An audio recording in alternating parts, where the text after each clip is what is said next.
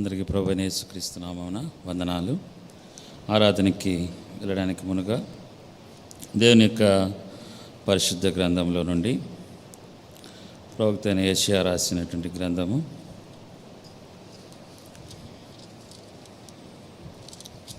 50వ అధ్యాయము మొదటి 5 వచనాలు మనము మార్చి చదువుకుందాం. యెషయా గ్రంథము 50వ అధ్యాయము మొదటి 5 వచనాలు. యెహోవా ఇలాగు సెలవిచ్చుచున్నాడు, నేను మీ తల్లిని విడనాడిన పరిత్యాగ పత్రిక ఎక్కడున్నది? నా అప్పుల వారిలో ఎవనికి మిమ్మను అమ్మివేసితిని? మీ దోషములను బట్టి మీరు అమ్మబడితిరి, మీ అతిక్రమ క్రియలను బట్టి మీ తల్లి పరిత్యాగము చేయబడెను.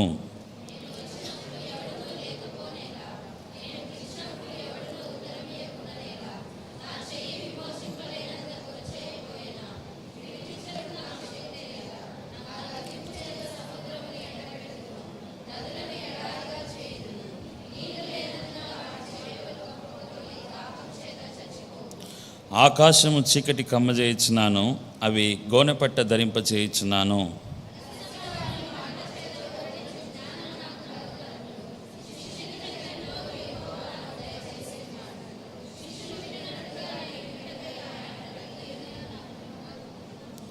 ప్రభువు యెహోవా నా చెవికి వినుబుద్ధి పుట్టింపగా నేను ఆయన మీద తిరుగుబాటు చేయలేదు, వినకుండా నేను తొలగిపోలేదు.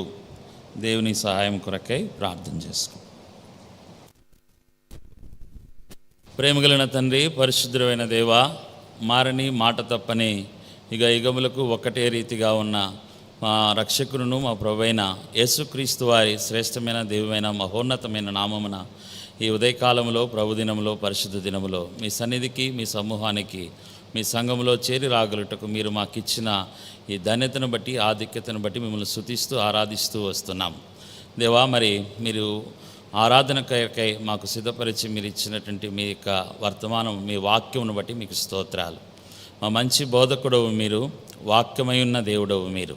తన దేవా, మీరు మీ వాక్కును పంపి బాగు చేసే దేవుడవు కనుక నీ వాక్కు చేత మమ్మల్ని తృప్తిపరచి, నీ వాక్కు చేత మమ్మలను దేవా సరిచేసి సరిదిద్ది చక్కదిద్ది ఆత్మతో సత్యముతో నిన్ను ఆరాధించుటకు నన్ను మమ్మల్ని అందరినీ సిద్ధపరచమని కోరుకుంటున్నాను.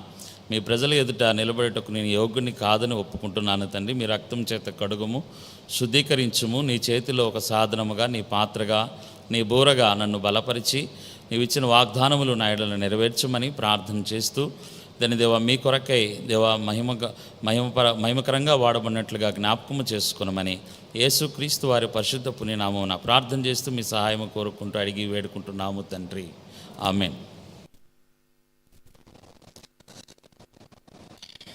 ఈ యొక్క 50వ అధ్యాయంలో మనము చదువుకున్నటువంటి మాటను గమనించినట్లయితే ఈ యొక్క మనకు తెలుసు ప్రవక్తల్లో ఈ యొక్క దేవుని యొక్క పరిశుద్ధ గ్రంథంలో పెద్ద ప్రవక్తలని చిన్న ప్రవక్తలని 2 గుంపులుగా చేయబడుతూ వస్తారు. వారిలో మనం చూస్తే యెషయా ప్రవక్త ప్రాముఖ్యంగా రక్షణను గురించినటువంటి వర్తమానమును బోధిస్తూ వస్తాడు. అదేవిధంగా ఇర్మియా ప్రవక్త ఉగ్రతను గురించిన వర్తమానమును తెలియజేస్తూ వస్తాడు. అదేవిధంగా యెహెజ్కేలు ప్రవక్త దేవుని మహిమను గురించినటువంటి వర్తమానమును తెలియజేస్తూ వస్తాడు. అదేవిధంగా దానియేలు ప్రవక్తగా దేవుని రాజ్యమును గురించినటువంటి వర్తమానమును తెలియజేస్తూ వస్తాడు. సరికదా, ఇక్కడ మనం యెషయా ప్రవక్తను మనం కానీ గమనిస్తే అందుకే దేవుని వాక్యంలో ఆయన రక్షణను గురించినటువంటి వర్తమానమును మనము ఎట్లా తెలుసుకోగలము అని అంటే 34వ అధ్యాయంలో అయితే యెషయా గ్రంథం 34వ అధ్యాయంలో 16వ వచనంలో చక్కని మాట రాయబడింది.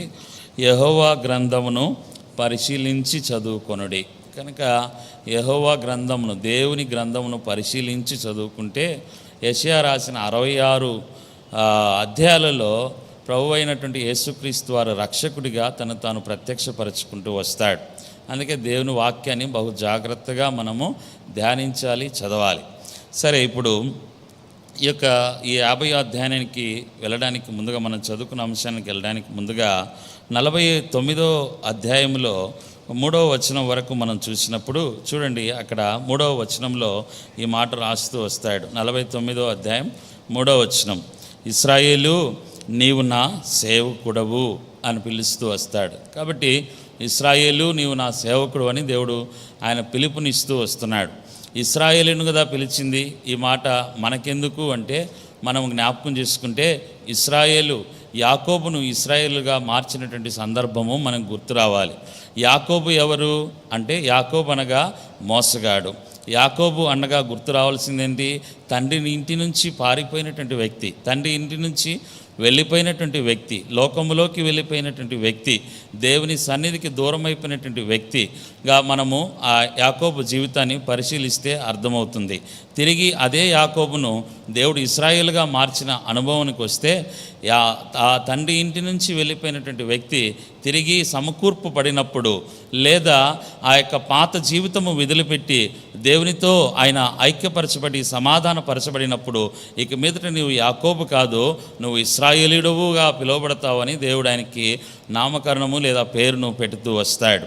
అదేవిధంగా ఇక్కడ నిన్ను నన్ను కూడా దేవుని ఇంటికి దూరం అయిపోయి, దేవుని సమూహానికి దూరం అయిపోయి, దేవుని సహవాసానికి దూరం అయిపోయి, దేవుని వాక్యానికి దూరం అయిపోయి, దేవుని ప్రేమకు దూరం అయిపోయి, తండ్రి ఇంటిని విడిచిపెట్టి దూరం అయిపోయిన నీతో నాతో దేవుడు తిరిగి సమకూర్చుకుని నిన్ను నన్ను ఇశ్రాయేలుగా మార్చాడు. అందుకనే దేవుడు అంటాడు, ఇశ్రాయేలు అనగా దేవుని యొక్క వాగ్దానటువంటి సమూహము లేదా దేవుని వాగ్దాన ప్రజలు. దేవుని వాగ్దానం, దేవుని యొక్క ప్రజలుగా వారు గుర్తించబడుతూ వచ్చినారు కనుక ఆ వాగ్దానము అబ్రహాము ద్వారా నీతో నాతో నెరవేరుస్తూ దేవుడు అంటాడు, మిమ్మల్ని రాజులైన యాజక సమూహంలో చేర్చబడుతూ వచ్చారు. కనుక నిన్ను నన్ను దేవుడు ఇశ్రాయేలుగా పిలిచి ఆ మాట సెలవిచ్చినట్లుగా నిన్ను నన్ను పేరు పెట్టి పిలిచినటువంటి దేవుడు అని గుర్తించబడమని మనము జ్ఞాపకం చేయబడుతూ వస్తుంది. రెండవదిగా మనం చూస్తే ఆ మొదటి వచనంలో 3వ భాగం అంటాడు, పిలిచినటువంటి దేవుడు ఏం చేస్తున్నాడు అక్కడ చదవండి. ఆ మొదటి వచనము 49 మొదటి వచనము.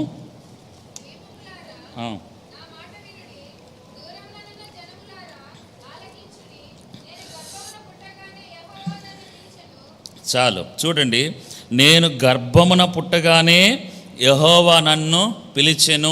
ఎప్పుడు పిలిచాడు? పేరు పెట్టి నిన్ను నన్ను అంటే గర్భమున పుట్టగానే పిలిచిన దేవుడు. దానికి ఆధారములు అనేకం ఉన్నాయి దేవుని యొక్క గ్రంథంలో. అందుకని క్రింద వచనంలోనే రాస్తాడు, 5వ వచనంలో చివరి భాగము, నన్ను గర్భమున పుట్టించిన యెహోవా.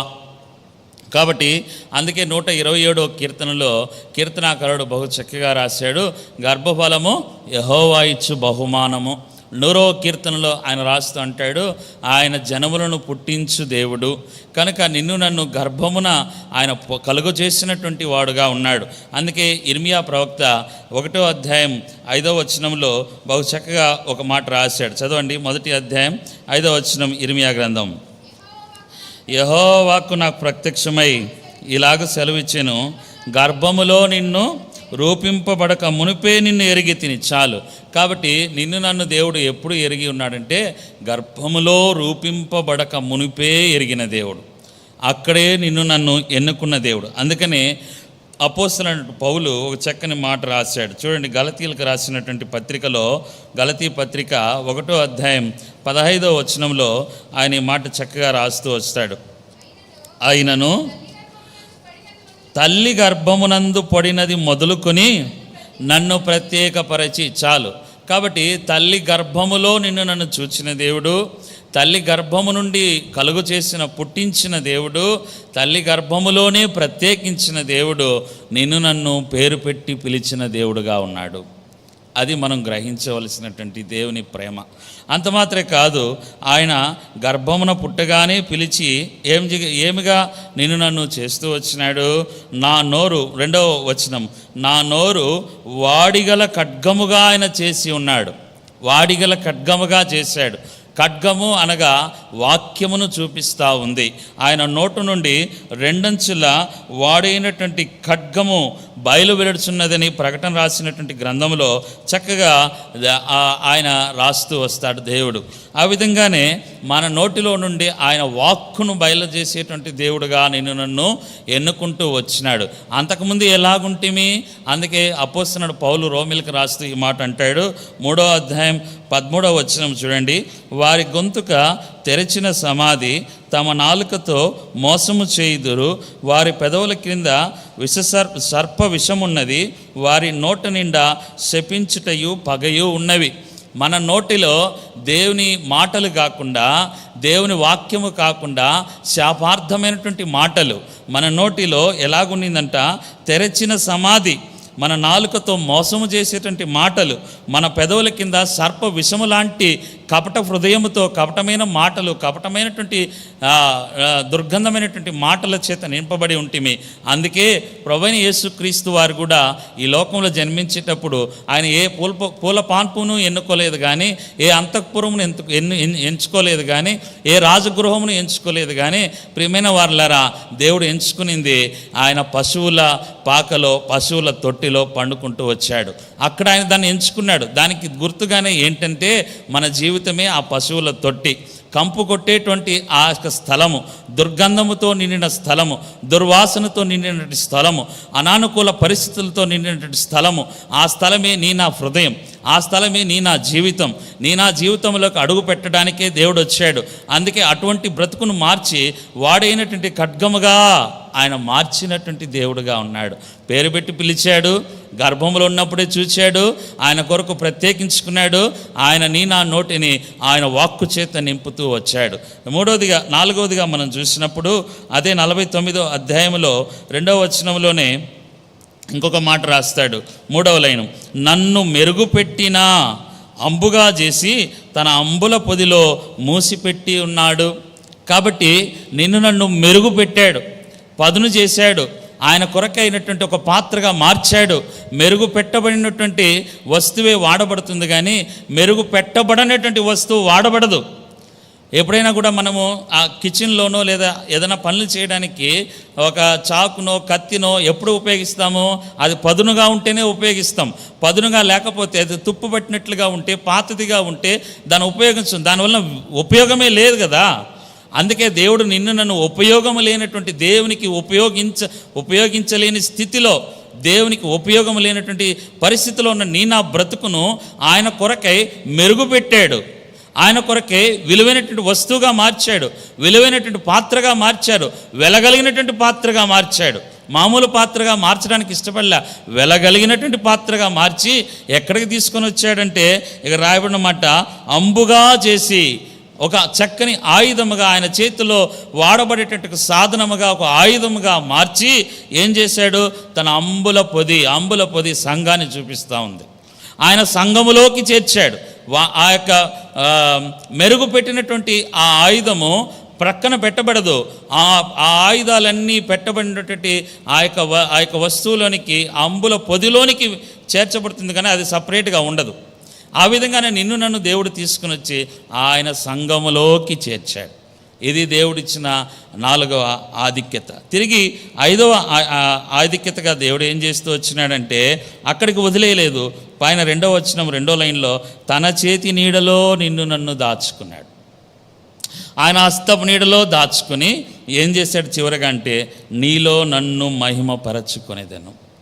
ఆయన మహిమ నీలో నాలో ఉంచడానికి దేవుడు ఇష్టపడుతూ వచ్చినాడు.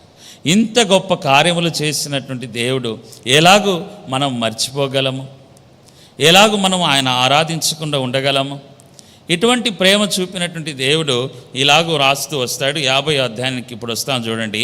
మనల్ని ఇంతగా ప్రేమిస్తే మన స్థితి ఏంటి అంటే చూడండి, 50వ అధ్యాయం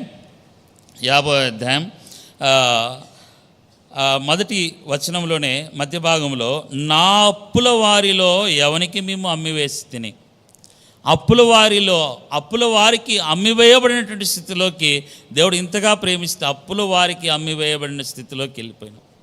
ఎవరి అప్పుల వాళ్ళు? ఏ అప్పుల వారికి మనం అమ్మివేయబడ్డాం? మనం ఎవరికి బాకీ పడ్డాం అంటే కింద వచనాల్లోనే ఉంది కదా, మీ దోషములను బట్టి మీరు అమ్మబడితిరి మొదటిది.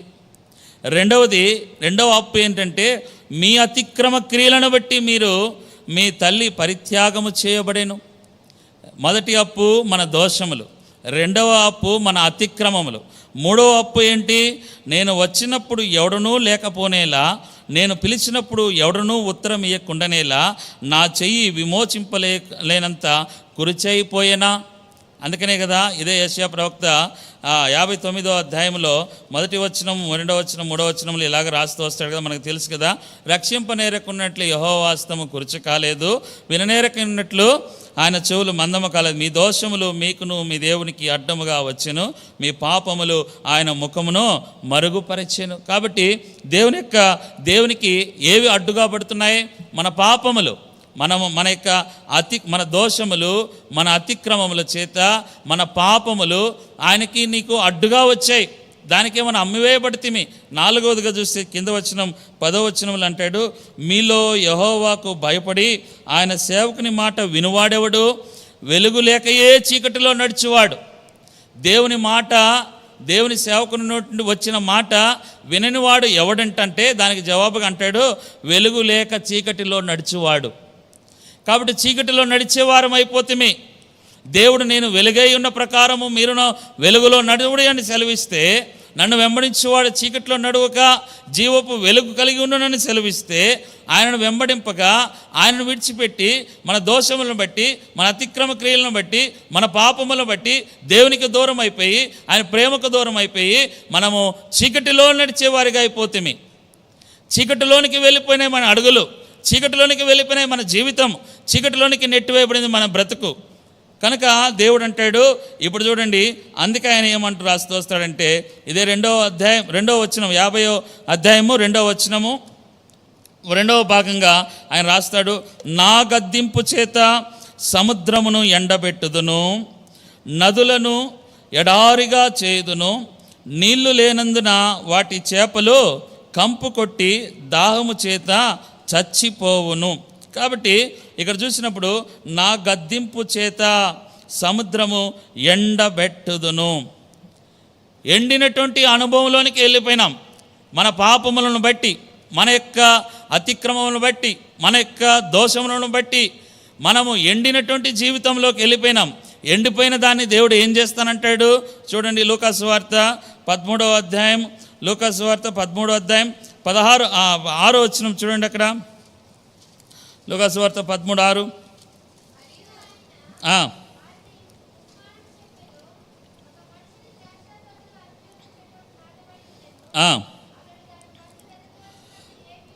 అతడు దాని పండ్లు వెదక వచ్చినప్పుడు ఏమీ దొరకలేదు గనుక అతడు, ఇదిగో 3 ఏండ్ల నుండి నేను అంజూరపు చెట్టు పండ్లను వెదక వచ్చుచున్నాను కానీ ఏమీ దొరకలేదు. కాబట్టి ఇప్పుడు ఏం చేయమంటున్నాడు దేవుడు? దీనిని నరికివేయము. దీనివలన ఈ భూమికి ఏల వ్యర్థమైపోవలేను. కాబట్టి దేవుడు విసర్జించినటువంటి ప్రజగా, దేవుని గురించి మన పాపములను బట్టి దూరమైపోయినటువంటి స్థితిలో మనం ఏమైపోయినామంటే ఎండిపోయినటువంటి స్థితి. ఎండిపోయిన దాన్ని ఏం చేస్తానంటున్నాడు దేవుడు? నరికివేయమని చెప్తున్నాడు, నరికివేయమని చెప్తున్నాడు. అందుకే దేవుని వాక్యంలో రాయబడింది చక్కగా, ఇదే యోహాను సువార్తలో ఈ మాట రాయబడింది చూడండి, మనకు బాగా తెలిసినటువంటి మాట. 15వ అధ్యాయం, యోహాను సువార్త 15వ అధ్యాయం 5వ వచనము.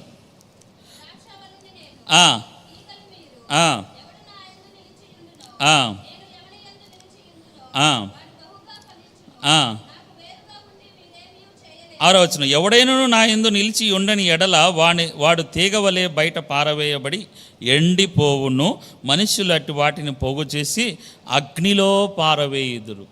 కాబట్టి ఎండిపోయినటువంటి ఆ చెట్టు కానీ, ఎండిపోయినటువంటి మొక్క కానీ ఏమవుతుందంటే అగ్నిలో పారవేయబడ్డానికి మాత్రమే ఉపయోగం, వేరే దానికి ఉపయోగం లేదది. ఇంకా వ్యర్థమైపోయిందని అర్థం, దాని యొక్క అర్థం. అందుకనే ఇంకొక కొంచెం కఠినంగా దేవుడు అంటాడు. మత్తయి సువార్త 3:10లో ఇలాగో రాస్తూ వస్తాడు చూడండి. మత్తయి సువార్త 3వ అధ్యాయం, ఇప్పుడే గొడ్డలి చెట్టు వేరున ఉంచబడి ఉన్నది గనుక మంచి ఫలము ఫలింపని ప్రతి చెట్టు నరకబడి అగ్నిలో పడవేయబడును. కాబట్టి ఎండిపోయినటువంటి బ్రతుకు దేని చూపిస్తుందంటే నరకములో, అగ్నిలో కాల్చివేయబడేటువంటి బ్రతుకును చూపిస్తూ ఉంది. అది మన యొక్క జీవితం. రెండవది, మన జీవితం ఏమైపోయిందంట?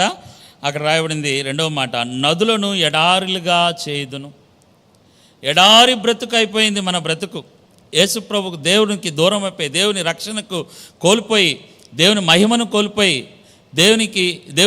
దేవునికి దూరం అయిపోయి లోకంలోకి వెళ్ళిపోయినటువంటి బ్రతుకు ఎలాగైపోయిందంటే ఎడారిమయం. ఎడారి దేని చూపిస్తుంది?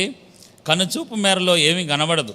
కనుచూపు మేరలో ఎండమావులు అంటారు. నీరు ఉన్నట్టే ఉంటుంది కానీ నీళ్ళు ఉండవు. ఎవరు పలకరించే వాళ్ళు ఉండరు. కూర్చోవడానికి నీడ ఉండదు. అటువంటి బ్రతుకు, నిరీక్షణకు ఆస్పదము లేనటువంటి బ్రతుకు. ఒక్క మాటలో చెప్పాలంటే ఎడారి బ్రతుకు అంటే ఎండిపోయినటువంటి బ్రతుకు. కాబట్టి నీడ లేనటువంటి బ్రతుకు, ఈ నిరీక్షణకు ఆధారము లేనటువంటి జీవితాన్ని దేవుడు చూశాడు. అటువంటి బ్రతుకైంది మన బ్రతుకు. మూడవదిగా చూసినప్పుడు ఏమైందంట, నీళ్లు లేనందున వాటి చేపలు కంపు కొట్టి దాహము చేత చచ్చిపోవును. కంపు ఎప్పుడు కొడుతుంది? వాసన, దుర్వాసన ఎప్పుడు వస్తుంది? చూడండి, యోహాను సువార్త 11వ అధ్యాయం 39వ వచనం. యోహాను సువార్త 11వ అధ్యాయం 39వ వచనం.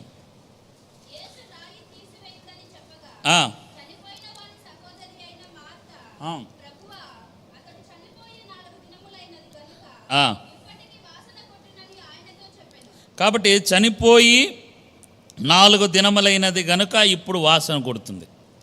చనిపోయిన వాని దగ్గర వాసన వస్తుంది. చనిపోయి అంటే జీవము లేని వారి దగ్గర దుర్వాసన వస్తుంది. ఆ సువాసన పోతుంది, అంతే కదా. తర్వాత అందుకే దేవుడు అంటాడు ఇక్కడ చూడండి 40వ వచనం, యేసు నీవు నమ్మిన దేవుని మహిమ చూతువని చెప్పినప్పుడు 41వ వచనంలో వారు ఆ రాయి తీసివేసిరి. ఇప్పుడు 43వ వచనం, ఆయన అలాగు చెప్పి లాజరు బయటకు రమ్మని బిగ్గరగా చెప్పగా చనిపోయిన వాడు కాళ్ళు చేతులు ప్రేత వస్త్రములతో కట్టబడి వాడే వెలుపలికి వచ్చాను. అతని ముఖమునకు రుమాలు కట్టబడి ఉన్నాను. అంతటా యేసు మీరు అతని కట్లు విప్పి పోనీయుడని వారితో చెప్పాను. ఇప్పుడు ఎక్కడ యేసుప్రభు వారు పిలిచిన తోడనే వాళ్ళు అంటున్నారు పిలవద్దు. స్వయన ఆయన యొక్క లాజరు యొక్క అక్కే చెబుతున్నారు అక్కడ, నైనా యేసుప్రభువా పిలవద్దు, వాడు చనిపోయి 4 రోజులైంది, దుర్వాసన వస్తుందంటే ఆ ఇంటి వారు చెప్పినారు, ఆ ఊర్లో వాళ్ళు చెప్పుంటారు, చుట్టుపక్కల వాళ్ళు చెప్పుంటారు. కానీ దేవుడు ధైర్యంతో ఆ మాట పిలవగానే వెంటనే ఆయన బయటకు వచ్చినాడు. కానీ దుర్వాసన రాలే, దుర్గంధం లేదు. వాళ్ళు అనుకున్నటువంటి ఆ పరిస్థితి తారుమారుగా ఉంది అక్కడ. కాబట్టి దుర్గంధం ఎప్పుడు వస్తుందంటే నా అంశం ఏంటంటే, జీవము లేని వాని దగ్గర దుర్గంధం ఉంటుంది, దుర్వాసన ఉంటుంది. దేవుని విడిచిపెట్టిన కారణం చేత నా బ్రతుకు ఆ విధంగా అయిపోతూ వచ్చింది. అందుకే దేవుని వాక్యములో రాయబడుతూ వచ్చింది. చూడండి, ఎఫెసీయులకు రాసినటువంటి పత్రిక, ఎవరు చనిపోయిన వారు అంటే 2వ అధ్యాయం ఎఫెసీ పత్రిక 1వ వచనం, మీ అపరాధముల చేతను పాపముల చేతను మీరు చచ్చిన వారై ఉండగా ఆయన మిమ్మల్ని క్రీస్తుతో కూడా బ్రతికించెను. ఆ లాజరును బ్రతికించినట్లుగా చచ్చిపోయినటువంటి నన్ను పాపము చేత, అందుకే రోమపత్రికలో రాయబడింది కదా ఆ మాట, ఎట్లా చచ్చిపోయినామంట మనము, పాపం వలన వచ్చు జీతము మరణమని రాయబడినట్లుగా దేవుని యొక్క వాక్యము ప్రకారముగా ఆయన మనలను రోమపత్రిక 8:23లో ఏలైనగా పాపం వలన వచ్చే జీతం మరణము, అయితే దేవుని కృపావరము, ఆయన యొక్క కృప నీడల నాయడల నిలిచిన కారణం చేత ఎలాగైతే దుర్గంధముతో దుర్వాసన రావాల్సిన లాజరు అక్కడ దుర్వాసన రాక సజీవుడై లేచి నిలబడినట్లుగా నన్ను కూడా యేసు క్రీస్తులో దేవుడు బ్రతికించాడు, క్రీస్తు యేసులో బ్రతికించాడు. రెండవది, ఎవరు చనిపోయిన వ్యక్తి అని అంటే చూడండి, చనిపోయిన వ్యక్తిని దేవుని గ్రంథంలో ఇక్కడైతే లాజరు చనిపోయినాడని చెప్తున్నారు.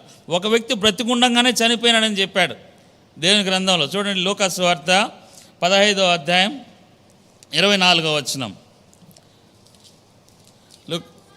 ఈయన కుమారుడు చనిపోయి మరలా బ్రతికేను, తప్పిపోయి దొరికెను. కాబట్టి ఎవడు చనిపోతున్నాడు? తప్పిపోయిన వాడు.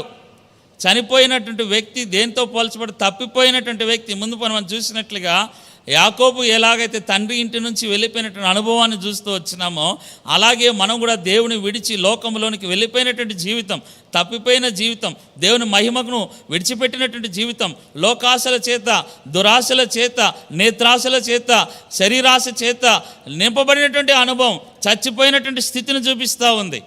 చచ్చిపోయినట్టు జీవము లేని వ్యక్తిని చూపిస్తూ ఉంది. జీవము లేని వ్యక్తి దగ్గర కంపు కొట్టేటువంటి జీవితముగా ఉంటున్నది. కాబట్టి ఈ యొక్క జీవితాన్ని, దుర్గంధముతో నిన్న జీవితాన్ని యేసు ప్రభువు వారు బాగు చేస్తూ వచ్చినాడు. ఇంకా మనము లోతుగా చూడాలంటే లూకా సువార్తలో దేవుడు 13వ అధ్యాయంలో 6వ వచనంలో అంటాడు, అక్కడ బేతనియలో కుష్ఠరోగి అయిన సీమోను ఇంట ఆయన వచ్చినప్పుడు, ఆయన అక్కడ ఉన్నప్పుడు, అక్కడ ఆమె మరియమ్మ ఆయన పాదములు అత్తరుతో, ఆయన తల మీద పోయబడిను అని అక్కడ రాయబడింది. యోహాను సువార్త ఆయన పాదములు కడిగినను రాయబడింది. నా అంశం ఏంటంటే అక్కడ రాయబడిన స్పష్టమైన మాట ఏంటంటే, ఆ కుష్ఠరోగి ఇంట ఆ అత్తరు బుద్ధి పగలగొట్టి ఆయనకు పూసిన తోడనే ఆ ఇల్లు సువాసనతో నిండేను. కుష్ఠరోగి ఇంట సువాసన ఉంటుందా? ఎట్టి పరిస్థితిలో ఉండదు. దీర్ఘకాలిక వ్యాధిగ్రస్తులు ఎవరన్నా ఉంటే వాళ్ళ ఇంట్లోకి వెళ్తేనే మనకు ఆ మెడిసిన్ స్మెల్ అంతా వస్తుంది. ఎవరైనా ట్రీట్మెంట్ తీసుకుంటున్నారా అనిపిస్తుంది. అలాంటిది ఆ కుష్ఠరోగి ఇంట ఎంత వాసన ఉంటుంది? కానీ ఆ కుష్ఠరోగి ఇల్లు సువాసనతో నిండిపోయింది యేసు ప్రభు ప్రవేశించిన తోడనే. ఈ కంపు కొట్టే జీవితంలో, ఈ ఎండిపోయిన జీవితంలో, ఈ ఎడారిగా మారిన జీవితంలోకి యేసు ప్రభు ప్రవేశించిన తర్వాత నా బ్రతుకు దుర్గంధం లేదు, ఇంకా సువాసన భరితంగా మార్చబడుతూ వచ్చింది. ఇంకా చనిపోయినటువంటి స్థితి లేదు, ఇంకా జీవముతో నింపబడిన బ్రతుకుగా మార్చబడుతూ వచ్చింది. తప్పిపోయిన స్థితి లేదు, ఇంకా ఈ నా కుమారుడు తప్పిపోయి తిరిగి దొరికెను. యాకోబు ఇశ్రాయేలుగా మార్చబడాను. తండ్రి నుంచి వెళ్ళిపోయినటువంటి యాకోబు ఇశ్రాయేలుగా మార్చబడి తండ్రితో ఐక్యపరచబడినటువంటి అనుభవం. కాబట్టి ఇటువంటి జీవితంలోనికి దేవుడు నన్ను జ్ఞాపకం చేస్తూ వస్తున్నాడు. ప్రియమైనటువంటి దేవుని బిడ్డలారా, ఇదంతా చేయటకు కారణం ఏంటి? ఎలాగూ చేస్తూ వచ్చినాడు దేవుడు? 49వ అధ్యాయం 1వ వచనంలో అంటాడు కదా, ద్వీపములారా నా మాట వినుడి. ఆయన పిలుపునిచ్చాడు, నీకు నాకు, నా మాట వినుడి అని ఆయన కేక వేసి పిలిచాడు, పేరు పెట్టి పిలిచాడు. అందుకనే దేవుని వాక్యంలో రాయబడుతూ వచ్చింది. ఎలాగో పేరు పెట్టి పిలిచాడు అంటే ఎఫెసీ పత్రిక 2వ అధ్యాయం 12వ వచనం చూడండి. ఎఫెసీలకు రాసినటువంటి పత్రిక 2వ అధ్యాయం 12వ వచనంలో బహు స్పష్టంగా అపోస్తలుడు పౌలు గారు రాస్తూ వస్తారు, ఆ కాలమందు ఇశ్రాయేలీలతో సహపౌరులు కాక పరదేశులను, వాగ్దాన నిబంధన లేని పరజనులను, నిరీక్షణ లేని వారును, లోకమందు దేవుడు లేని వారునై ఉండి క్రీస్తుకు దూరస్తులై ఉంటిరని మీరు జ్ఞాపకము చేసుకొనడి.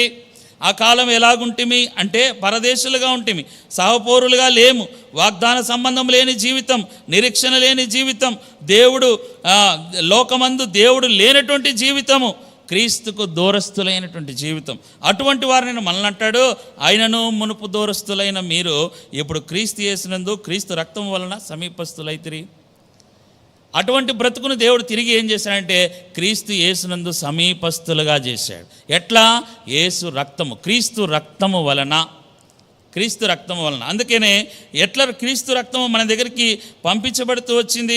యోహాను సువార్త 1వ అధ్యాయం 51వ వచనంలో ఇలాగ రాయబడుతూ వచ్చింది కదా, చూడండి. ఎవరన్నా చదవండి. 1:51 యోహాను సువార్త.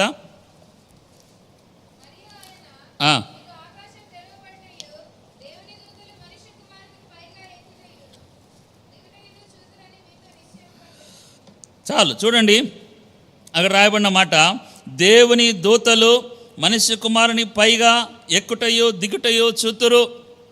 కాబట్టి దేవుని పైన దేవుని దూతలు ఎక్కుచు దిగుచున్నారంట.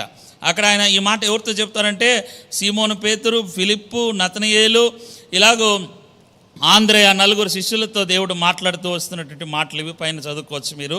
ఈ యొక్క అధ్యాయము చాలా అద్భుతమైనటువంటి అధ్యాయం. సరే, ఇక్కడ మనం చూసినప్పుడు ఆయన వారితో మాట్లాడతారు, మీరు ఇంకా గొప్ప కార్యాలు చూస్తారయ్యా. ఎటువంటి కార్యాలు చూస్తారు?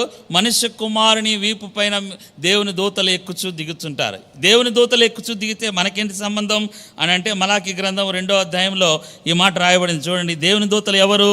మలాకీ గ్రంథము 2వ అధ్యాయం 7వ వచనం.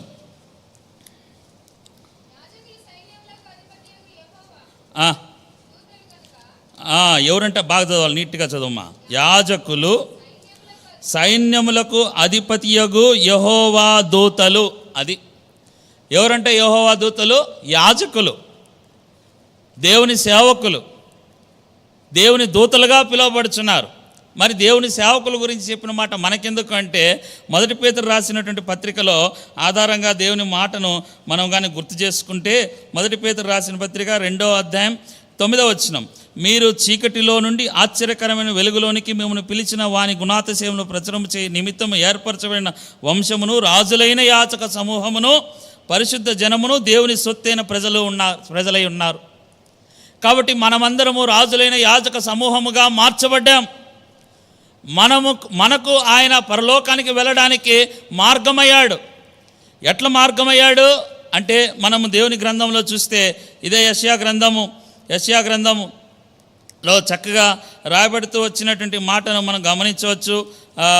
51వ అధ్యాయం 23వ వచనం, నిన్ను బాధపరచు వారి దానిలో చివరి భాగంగా ఉంటుంది, నీవు నీ వీపును దాటువారికి దారిగా చేసి నేలకు దానిని వంచితివి కదా. కాబట్టి ఆయన ఎలాగూ మధ్యవర్తిగా వచ్చాడంటే, అందుకే 1 తిమోతి రాసిన పత్రిక 2వ అధ్యాయం 5వ వచనంలో చక్కని మాట రాయబడుతూ వచ్చింది. 1 తిమోతి 2:5 చదవమా ఎవరన్నా. ఇది అర్థం అవ్వాలంటే ఆ మాట చదవండి. దేవుడు ఒక్కడే, దేవునికిని నరులకును మధ్యవర్తి ఒక్కడే, ఆయన క్రీస్తు యేసును నరుడు. చదవండి. ఈయన అందరి కొరకు విమోచన క్రయధనముగా తన్ను తాను అప్పగించుకొనెను. చూడండి, దేవుడు ఒక్కడే, దేవునికి నరునికి మధ్యవర్తి ఒక్కడే, ఆయన క్రీస్తు యేసును నరుడు. ఈయన ఏమవుతూ వచ్చాడంటే, అనేకుల కొరకై తన్ను తాను అప్పగించుకున్నాడు, క్రయధనముగా అప్పగించుకున్నాడు. ఆయన ఊరికేనే నీ కొరకు నా కొరకు రాలేదు ఈ లోకానికి. అందుకే గలతీ రాసిన పత్రిక 4వ అధ్యాయంలో 4వ వచనంలో ఈ మాట రాయబడుతూ వచ్చింది, కాలము పరిపూర్ణమైనప్పుడు ఆయన స్త్రీ గర్భమందు జన్మించుటకు ఇష్టపడి పంపబడ్డాడు. ఆదాము మొదలుకొని దేవుడు అనేకులను ఏర్పరచుకుంటూ వచ్చాడు. ఆదాము అవ్వల ద్వారా తప్పిపోయినటువంటి ఆ యొక్క మహిమను, ఆ యొక్క దేవుని యొక్క ఐశ్వర్యమును తిరిగి మానవుడు దేవుని సహవాసమును అనుభవించవలని దేవుడు తిరిగి నోహును ఏర్పరచుకున్నాడు, అబ్రాహామును ఏర్పరచుకున్నాడు, మోషేను ఏర్పరచుకున్నాడు, యోషువను ఏర్పరచుకున్నాడు, న్యాయాధిపతులను ఏర్పరచుకున్నాడు, రాజులను ఏర్పరచుకున్నాడు, తిరిగి దేవుడు ప్రవక్తలను ఏర్పరచుకున్నాడు. ఎక్కడ కూడా దేవుడు ఆశించినటువంటి ఆ యొక్క కార్యము సఫలము కాలేదు. అందుకే దేవుడు కాలము పరిపూర్ణమైనప్పుడు ఆయనే ఈ లోకానికి శరీరధారిగా జన్మించటకు ఇష్టపడ్డాడు, మధ్యవర్తిగా జన్మించటకు ఇష్టపడ్డాడు. ఆయన తన వీపును అప్పగించుకోవడానికి ఇష్టపడుతూ వచ్చాడు. ఆయన ప్రేమను నీకు నాకు ఇవ్వడానికి తిరిగి, ఆయన సహవాసంను ఇవ్వడానికి తిరిగి. అందుకే దేవుని వాక్యంలో ఇదే యెషయా గ్రంథం 50వ అధ్యాయం 6వ వచనంలో రాయబడుతూ వచ్చింది, కొట్టువారికి నా వీపును అప్పగించి తిని, వెంట్రుకలు పెరిగివే వారికి నా చెంపలను అప్పగించి తిని, ఉమ్మివే వారికి అవమానపరచు వారికి నా ముఖమును దాచుకొనలేదు. 7వ వచనం చివరి మాట, నా ముఖమును చికముకి రాతివలే చేసుకుంటేని. దేవుడు ఎలాగో నీకు నాకు మధ్యవర్తిగా అయ్యాడంటే, ఊరికైనా వచ్చి ఈ లోకంలో నిలబడలేదు, ఊరికైనా ఈ లోకంలో వచ్చి జన్మించలేదు. ఆయన ఎలాగో మధ్యవర్తిగా నిలబడ్డాడంటే, ఆయన వీపును కొట్టు వారికి అప్పగించుకున్నాడు. ఆయన వెంట్రుకలు పెరికివే వారికి ఆయన ముఖము దాచుకోలేదు, ఆయన ఉమ్మివేయ వారికి ఆయన ముఖమును దాచుకోలేదు. ఆయన తిరిగి ఆయన ముఖమును చెక్కుముకి రాతిగా చేసుకోవడానికి కూడా ఇష్టపడుతూ వచ్చినాడు.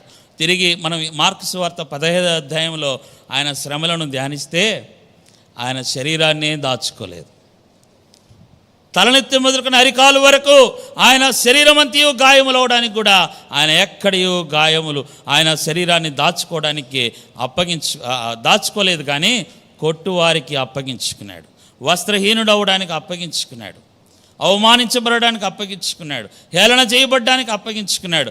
ఇంతటి శ్రమలో దేవుని ప్రేమను వెల్లడిపరుస్తాడు. ఎలాగంటే, ఆ పక్కన ఒక దొంగ, ఈ పక్కన ఒక దొంగగా, మధ్యలో ఆయన దొంగగా ఎంచబడితే ఆయన అంటాడు, ఒక దొంగ నీవు ఆ దేవుని మీద నింద వేస్తూ మాట్లాడుతూ ఉంటే, నిన్ను నీవు రక్షించుకుని మమ్మల్ని రక్షించవచ్చు కదా అని దేవుడు మాట్లాడితే, ఇంకొక దొంగ అంటాడు కదా, ఏమంటాడు, అరే మనకు వేయబడినటువంటి శిక్ష సరి అయినదే, ఈయనైతే నీతిమంతుడు.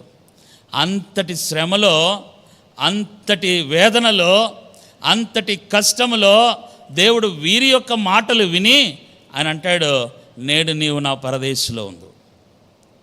ప్రియమైన వారలారా, ఆ సిలువలో దేవుడు నిన్ను క్షమించడానికి అనడానికి, క్షమించాడు అనడానికి అదే ఉదాహరణ. అంతటి ఘోరమైనటువంటి సిలువ శ్రమలో సైతము, ఆయన కొట్టువారికి ఆయన అప్పగించుకుంటూ సైతము, ఆయన శరీరాన్ని దాచుకోకుండా ఆయన శ్రమను అనుభవిస్తూ, వేదనను అనుభవిస్తూ, శాపగ్రస్తమైన సిలువను అనుభవిస్తూ ఆయన అన్నాడు, పరదేశంలో ఉంటూ అని నీతో నాతో మాట్లాడుతున్నాడు, ఆ దొంగతో కాదు. ఇంతటి ప్రేమను దేవుడు చూపిస్తూ వచ్చాడు. మనం ఏమి చెల్లించగలము? అందుకే దేవుని వాక్యంలో ఇలాగుంది కదా, 51వ అధ్యాయం 3వ వచనం, యెహోవా సియోనును ఆదరించుచున్నాడు, పాడైన స్థలములన్నిటినీ ఆదరించి దాని అరణ్యములను ఏదెను వలె చేయుచున్నాడు, దాని ఎడారి భూములు యెహోవా తోటవలే నగునట్లుగా చేయుచున్నాడు. ఆనంద సంతోషములను, కృతజ్ఞతాస్తుతియు, సంగీత గానమును దానిలో వినబడును. కాబట్టి ఈ కంపు కొట్టే జీవితము, ఎడారి జీవితములో నుండి, ఎండిపోయినటువంటి జీవితంలో నుండి దేవుడు తిరిగి ఏం తీసుకొని వచ్చాడంటే ఆనంద సంతోషములు, కృతజ్ఞతాస్తుతి, సంగీత గానం. ఎట్లా తీసుకొని వచ్చాడు? ఆయన ఆదరించాడు, పాడైనటువంటి నిన్ను బాగు చేశాడు, అరణ్య స్థలములా ఉన్నదాన్ని ఏదైనా తోటవలే దేవుడు చేశాడు. ఆయన అంటాడు ఇంకొక మాట, ఎడారిని యెహోవా తోటవలే చేశాడు. ఆయన తోటలోనికి చేర్చబడి ఆయన తోట వలె నన్ను మార్చుకుంటూ వచ్చినాడు. ఫలించి అనుభవంలోనికి తీసుకొని వచ్చాడు, చిగురించి అనుభవంలోనికి తీసుకొని వచ్చాడు. అందుకనే మనం ఏం చేయాలంటే ఆనంద సంతోష గానములతో దేవునికి స్తుతియాగము చెల్లించాలి. ఒకవేళ ఈ స్థితి లేకపోతే మన పరిస్థితి ఏంటి? మన పరిస్థితి ఏంటంటే పై వచనం 50వ అధ్యాయం 11వ వచనం, ఇదిగో అగ్ని రాజపెట్టి అగ్ని కొరువులను మీ చుట్టూ పెట్టుకుని వారులారా, మీ అగ్ని జ్వాలలలో నడువుడి, రాజపెట్టిన అగ్ని కొరువులలో నడువుడి. ఈ స్థితి లేకపోతే మన బ్రతుకు అగ్ని జ్వాలలే, అగ్ని కొరువులే, అనక నరకం. దేవుని ప్రేమ మన ఎడలో వెల్లడి పరచుచున్నది గనుక ఆయన ఆనంద సంతోష గానములతో ఆయన చిగురు పెట్టి ఫలించే అనుభవంలో యెహోవా తోటలోనికి ఏదైనా తోటగా నిన్ను మార్చాడు. ఇట్టి అనుభవంతో దేవుని ఆరాధిస్తాం. దేవుడి మాటలను దీవించునుగాక.